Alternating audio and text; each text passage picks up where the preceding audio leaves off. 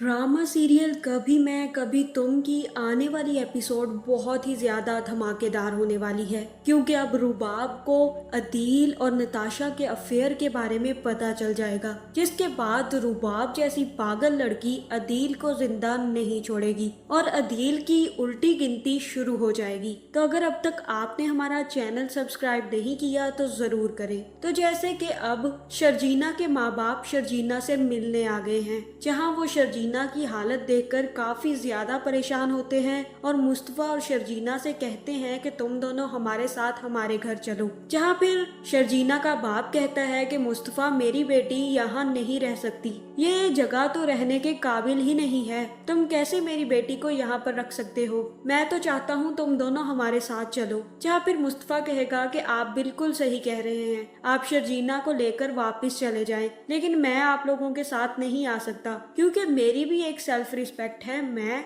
अपने ससुराल में जाकर नहीं रह सकता। जिसके बाद शर्जीना का बाप कहेगा कि तुम जब अफोर्ड नहीं कर सकते तो हमारे घर रह सकते हो, तुम्हें पता तो है कि तुम्हारी इतनी नौकरी नहीं है कि तुम मेरी बेटी को एक अच्छा घर दे सको। जहाँ फिर शर्जीना कहेगी कि बाबा आप रहने दें, आप चले जाएं, मैं यहाँ पर खुश हूँ। जिसके बाद शर्जीना के माँ बाप वहाँ से चले जाएंगे और मुस्तफा काफी ज्यादा डिप्रेस हो जाएगा, क्योंकि उसे उन लोगों से इन बातों की उम्मीद बिल्कुल भी नहीं थी। जिसके बाद वो शर्जीना से कहेगा कि तुम्हें अपनी अम्मी अब्बू के साथ चले जाना चाहिए था। जहाँ फिर शर्जीना कहेगी कि तुम मुझे क्यों भेजना चाहते हो, और मुस्तफा कहेगा कि मैं नहीं चाहता कि मुझे बार बार कोई आकर जलील करे, मैं जानता हूँ कि मैं इस काबिल नहीं हूँ, लेकिन जैसे तुम मेरे साथ रह रही हो इसके बाद हर कोई आकर मुझे ही जलील किए जा रहा है और मुझे समझ नहीं आ रहा कि मैं इन सबको कैसे हैंडल करूँ। ये तो बहुत ही अच्छा होगा अगर तुम उनके साथ चली जाओगी तो। जहाँ फिर शर्जीना रोने लग जाएगी और कहेगी कि तुम मुझे अपने आप से दूर करने के चक्कर में हो,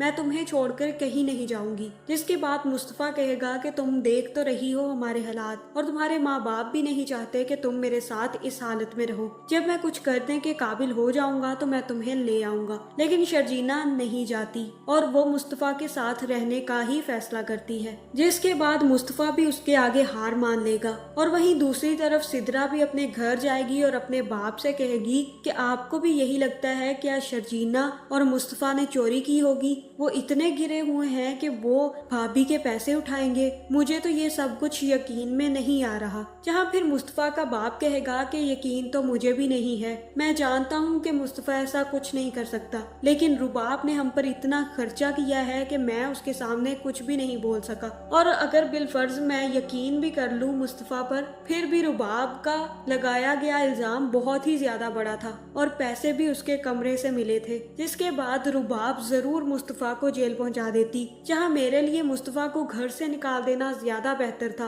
क्योंकि मैं नहीं चाहता था कि वो जेल जाए और हमारी इज्जत खराब हो। जिसके बाद सिद्रा को ये सुकून हो जाता है कि उसके बाप को मुस्तफा पर यकीन है, और तब वो मुस्तफा का घर ढूंढती है और मुस्तफा से मिलने चली जाती है। जहाँ फिर जैसे ही वो मुस्तफा के घर पहुँचती है और मुस्तफा दरवाजा खोलता है तो सिद्रा को देखकर काफी ज्यादा गुस्से में आ जाता है और कहता है कि तुम यहाँ पर क्या लेने आई हो। जहाँ फिर सिद्रा कहेगी कि मैं तुम्हारी बहन हूँ, मैं तुमसे मिलने आई हूँ और पूछने आई हूँ कि तुम कैसे हो। जहाँ फिर मुस्तफा कहेगा कि मुझे किसी की जरूरत नहीं है, मेरे लिए सब मर गए, मेरे माँ बाप, बहन भाई, सब कुछ, मेरी सिर्फ एक ही बीवी है और वो है शर्जीना। जहाँ पर सिद्रा ये सारी बातें सुनकर काफी ज्यादा दुखी हो जाएगी, लेकिन शर्जीना वहाँ पर मुस्तफा को समझाएगी कि ऐसी बातें मत करो, वो तुम्हारी बहन है, वो तुम्हारा ख्याल करती है, इसीलिए तो तुमसे मिलने आई है। और तब वहाँ पर बैठकर सिद्रा उन्हें बताएगी कि बाबा ने तुम पर शक नहीं किया था, बल्कि रुबाब की इज्जत की वजह से वो चुप रह गए थे, क्योंकि रुबाब ने उन पर बहुत ही ज्यादा पैसा खर्च किया है और उसी की वजह से वो कुछ बोल नहीं पाए। वो जानते हैं कि तुमने पैसे नहीं चोरी किए, लेकिन रुबाब के रौब की वजह से वो कुछ भी नहीं बोल पाए, क्योंकि रुबाब तुम्हें जेल करवा देती अगर वो तुम्हें घर से ना निकालते तो। जिसके बाद मुस्तफा को समझ आ जाएगा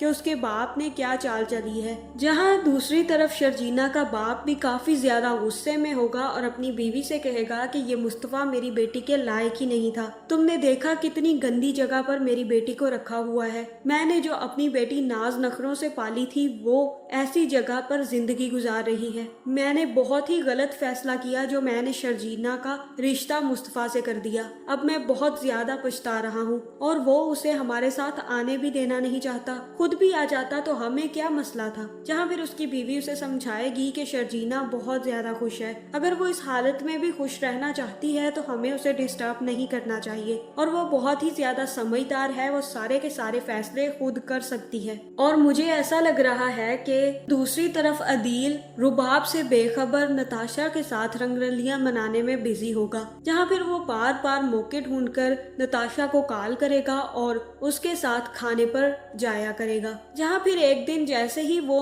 नताशा के साथ डिनर करने जाएगा तभी रुबाब भी वापस आ जाएगी, जो कि अदील को सरप्राइज देने के चक्कर में होगी। जहाँ फिर रुबाब अदील और नताशा को एक साथ खाना खाते और हंसते और बातें करते देख लेगी, जिसके बाद बकौल नताशा रुबाब एक बहुत ही ज्यादा पागल लड़की है जो पहले अपने बॉयफ्रेंड को किसी लड़की से बात करते देखकर बहुत ज्यादा जेलस हो गई थी और उसने उसका सर फाड़ दिया था। इस दफा तो वो अदील और नताशा को जिंदा ही नहीं छोड़ेगी और हो सकता है कि वो अपनी गन निकालकर अदील पर तान ले और कहे कि तुम मुझे धोखा दे रहे थे, यहाँ पर तुम मेरी दोस्त के साथ बैठे खाना खा रहे हो, जहाँ मुझे तो तुम मैसेजेस पर कह रहे थे कि तुम मुझे बहुत मिस कर रहे हो, जैसे तुम इसके साथ बैठकर खाना खाने में मशगूल थे, लगता तो नहीं है कि तुम मुझे मिस करते रहे हो। जहाँ फिर रुबाब को सारी की सारी समझ आ जाएगी और वो नताशा के शौहर को भी फोन करके बता देगी कि तुम्हारी बीवी मेरे शौहर के साथ खाने पे जाती है। जहाँ फिर हो सकता है कि अदील को वो जॉब से भी निकाल दे और अदील की बहुत ही ज्यादा बुरी हालत करे। तो आपको क्या लगता है